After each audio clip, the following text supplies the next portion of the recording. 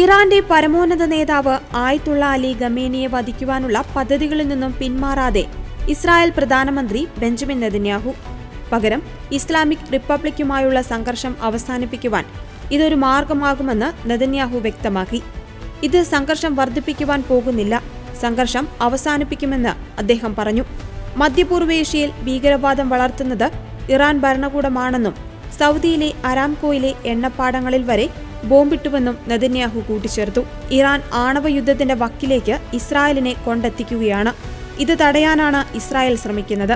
അത് സാധ്യമാകണമെങ്കിൽ തിന്മയുടെ ശക്തികളെ ഉന്മൂലനം ചെയ്യുന്നതിലൂടെ കഴിയുകയുള്ളൂവെന്നും അദ്ദേഹം വ്യക്തമാക്കി.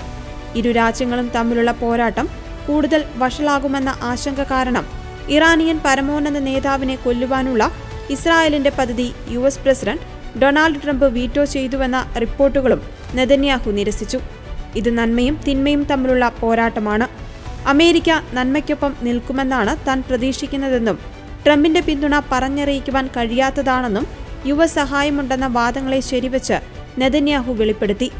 എന്നാൽ ഇറാൻ യുദ്ധത്തിൽ വിജയിക്കില്ലെന്നും താമസിക്കാതെ ചർച്ചയ്ക്ക് തയ്യാറാകണമെന്നും US പ്രസിഡന്റ് ഡൊണാൾഡ് ട്രംപ് ഇറാനോട് ആവശ്യപ്പെട്ടു. അതിനിടെ എല്ലാവരും ടെഹ്റാൻ വിട്ടു പോകണമെന്നും ട്രംപ് മുന്നറിയിപ്പ് നൽകി. സംഘർഷം അവസാനിപ്പിക്കണമെന്ന G7 പ്രസ്താവനയിൽ ഒപ്പിടാൻ ട്രംപ് തയ്യാറായിട്ടുമില്ല. G7 വെട്ടിച്ചുരുക്കിയ ട്രംപ് ഒരു ദിവസം മുൻപേ മടങ്ങി. നിലവിൽ പെന്റഗണിൽ ജാഗ്രതാ നിർദ്ദേശം പുറപ്പെടുവിച്ചിട്ടുണ്ട്.